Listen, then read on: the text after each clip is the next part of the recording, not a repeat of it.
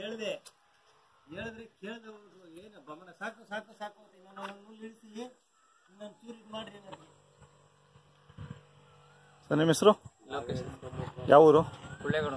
ಉಳ್ಳೆಗೌಡನಪಾಳ್ಯನಾ? ಯಾವ ಹೋಬಳಿ ಬರುತ್ತೆ? ಕೆಂಗೇರಿ ಹೋಬಳಿನಾ? ಎಷ್ಟೆಲ್ಲ ಓರಿಗಳು ಇವು? ಹಾಗೇನ್ವಾ? ಯಾವ ಊರು ಕಡೆ ಸರ್ ಇವು? ಸರ್ ಇವು ಬಿಡದಿ ಹತ್ರ ತಮ್ಮಂದೊಡ್ಡಿ. ತಮ್ಮಂದೊಡ್ಡಿ. ಹಾಂ ಹಾಂ. ಎಷ್ಟಾಗಿದಾವೆ ಸರ್ ನಿಮಗೆ? 2,01,000. ಹೌದಾ? ಮಾಗಡಿ ಜಾತ್ರೆಗೋಸ್ಕರ ಎಷ್ಟು ಜೊತೆ ಹಾಕ್ತೀರಾ ಸರ್ ಮಾಗಡಿಗೆ? ನಾವೊಂದು 5 ಜೊತೆ ಹಾಕ್ತೀವಿ. 5 ಜೊತೆ. ಈಗ 2 ಜೊತೆ ಇದಾವೆ, ಇನ್ನು 3 ಜೊತೆ ತರಬೇಕು.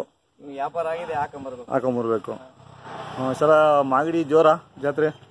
ಪರವಾಗಿಲ್ಲ ಸರ್, ಈ ಸತಿ ಜ್ವರ ಕಟ್ತದೆ. ವ್ಯಾಪಾರ ಹೆಂಗಾಗುತ್ತೋ ಗೊತ್ತಿಲ್ಲ. ಅದೇ ಒಂದು ಅದ ಮಳೆ ಬಿದ್ರೆ ವ್ಯಾಪಾರ ಆಗುತ್ತೆ. ಅಲ್ಲ ಈ ಸಲ ಸಿದ್ಧಗಂಗಿನ ಸ್ವಲ್ಪ ಡಲ್ಲೆ. ಚಿಂಚಿನ ಕಟ್ಟೆ ಬಿಟ್ಟು ಇನ್ ಯಾವ್ದು ಆಗಿಲ್ಲ ಅನ್ಸುತ್ತೆ. ಎಲ್ಲ ಡಲ್ಲೆನೆ. ಚಿಂಚಿನ ಕಟ್ಟೆ ಚೆನ್ನಾಗಿದೆ, ಮಳೆ ಏನೋ ಬಿದ್ರೆ ಚೆನ್ನಾಗಿ ನಡೀತೆ. ಇದೇ ಲಾಸ್ಟ್ ಅಲ್ಲ ಈ ಕಡೆಗೆ, ಲಾಸ್ಟ್ ಈ ಕಡೆ. ಬಟ್ ಆ ಕಡೆ ನಡೀತೆ. ಇದಾದ್ಮೇಲೆ ಬಡವನಹಳ್ಳಿ ಅಂತ ನಡೆಯುತ್ತೆ, ಮಧುಗಿರಿ ಹತ್ರ. ಬಡವನಹಳ್ಳಿ ಅಂತ ಒಂದ್ ನಡೆಯುತ್ತೆ, ಮತ್ತೆ ಒಂದು ಇದು ಅಲ್ಲೇ ಒಂದು 15 ಕಿಲೋಮೀಟರ್ ರತ್ನಗಿರಿ ಅಂತ ಒಂದ್ ನಡೆಯುತ್ತೆ.